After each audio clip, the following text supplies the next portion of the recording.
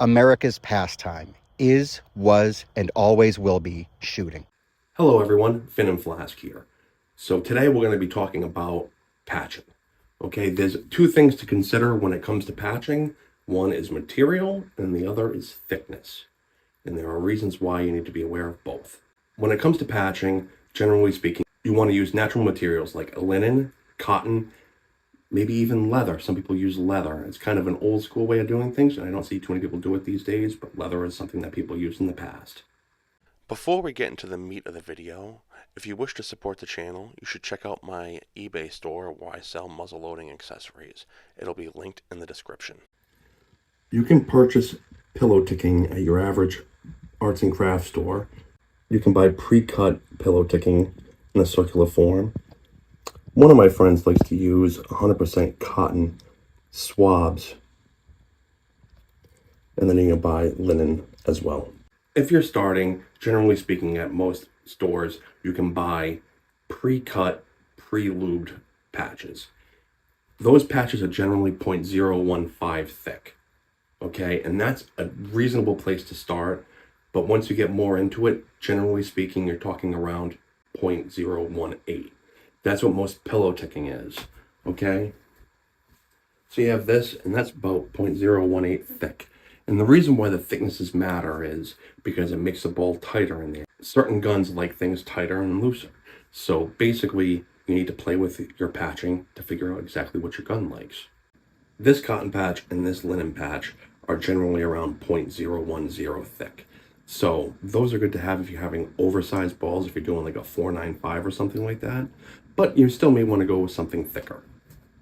You can use just about any material that's available as long as it's natural. You don't want any synthetic fibers in there because that plasticky stuff will just melt inside of your bore and start, fouling it up and making it a little tough to shoot. So you want to stay with natural materials.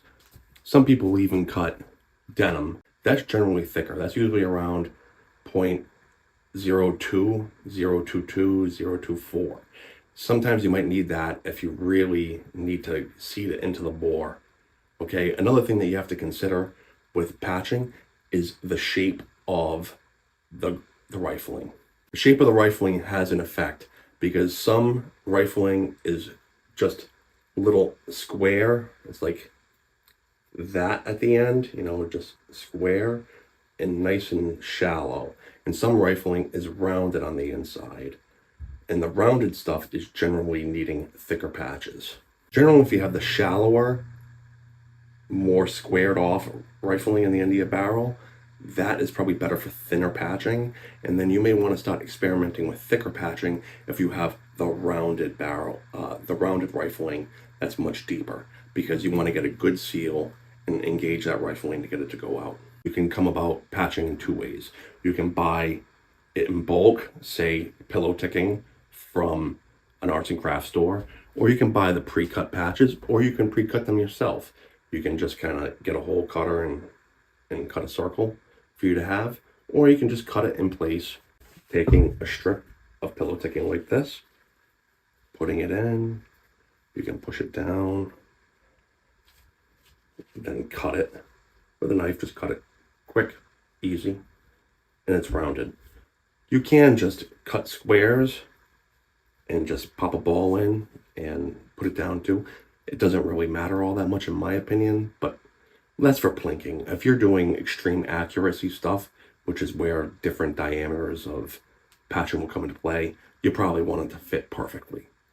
But just for messing around, you can just put a square one in there and it won't make any difference. You can just take your pre-cut patches and throw them in the bottom of your bag if you want, or you can take a roll of this. If it's pre-lubed, you can just tie it to the edge of your bag like this. And then you can just raise it up to your muzzle and install it there. I found this neat chart on Facebook on how to read a patch to see if your patch is properly fitting. Pick up your patch after shooting and examine it to see if it fits one of these images. Just read the text and it'll tell you what is going on. I hope you appreciated this quick little introduction to patching. It's a pretty in-depth thing. You can go really far with it if you want, but that's just the general principles. Principles are thickness and material. Thickness is generally the most important thing because it just engages the rifling properly if you have it the right thickness.